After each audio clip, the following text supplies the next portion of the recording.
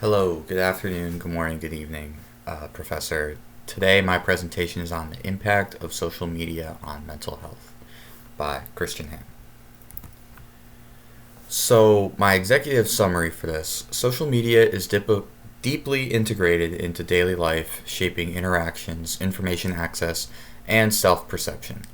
However, excessive use is linked to anxiety, depression, and low self esteem.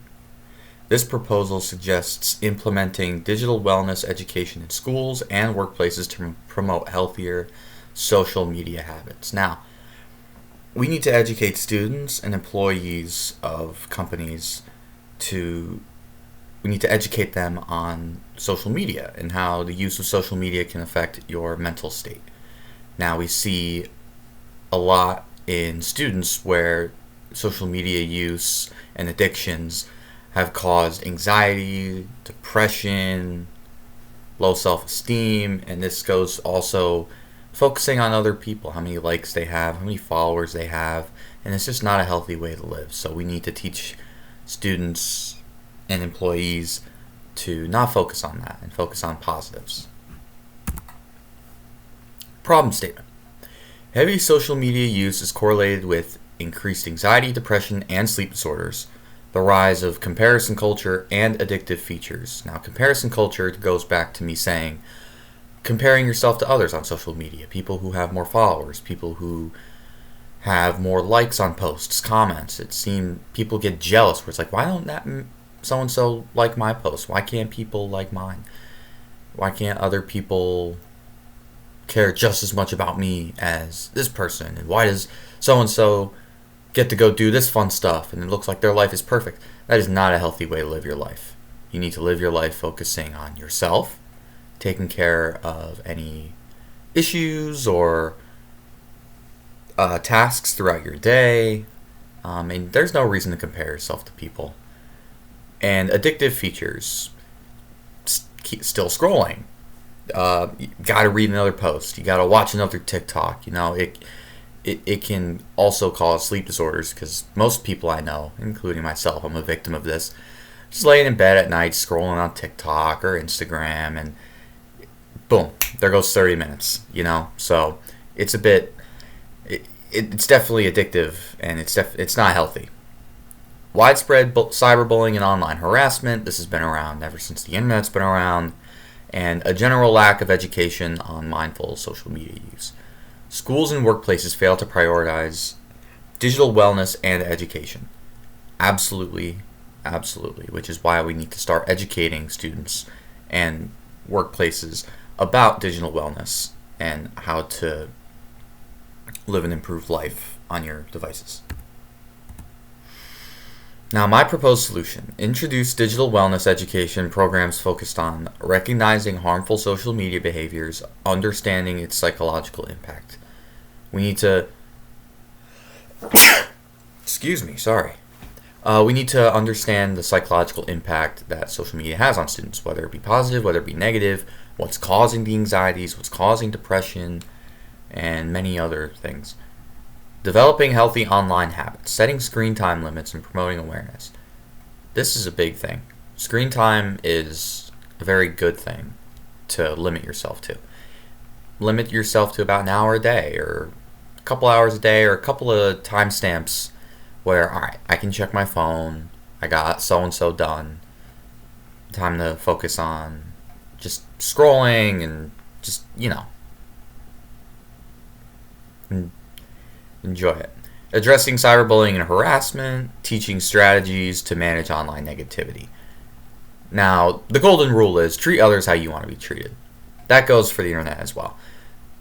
You should not be cyberbullying people. You should not harass people online. It is wrong on so many levels, and we need to teach strategies to students on why this is a bad thing, and if this happens, what do you do? And we need to encourage a digital detox. This ties into number 2. Implementing periodic breaks from social media. Take a walk. Go to the gym. Run an errand. Talk to a friend on the phone. There's so many other things that you can be doing in about an hour other than staring at your phone. Key benefits of this: better mental health. You'll have reduced stress, anxiety, and depression. Now, take care of your mental well-being when it comes to digital wellness, and you will feel reduced stress, anxiety, and depression. Increased productivity. You'll have less distraction, improved focus in school and work, which is also an important thing because you're at school, you're at work. You got to focus on school and work. Enhanced social skills. It encourages real-world interactions over virtual ones. There are so little face-to-face interactions, and people don't go out and meet and link up in public. We need to bring back the old days of talking face-to-face, getting to know people face-to-face instead of through a screen. Safer digital practices. Equips individuals with responsible online habits. Now this ties into screen time, periodic breaks.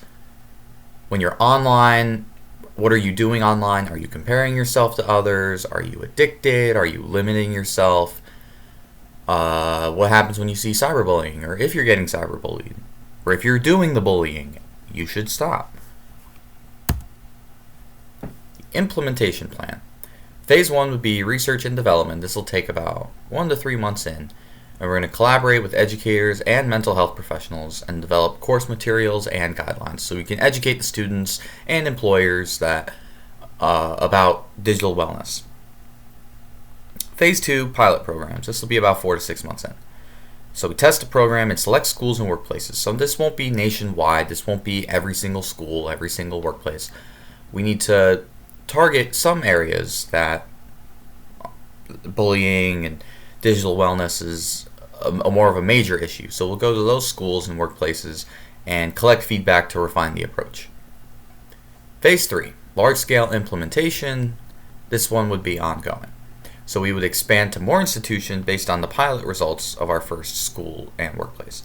And we'd use social media campaigns to raise awareness on this. We would use social media to market and brand ourselves and try to get more schools and workplaces to pick up our program.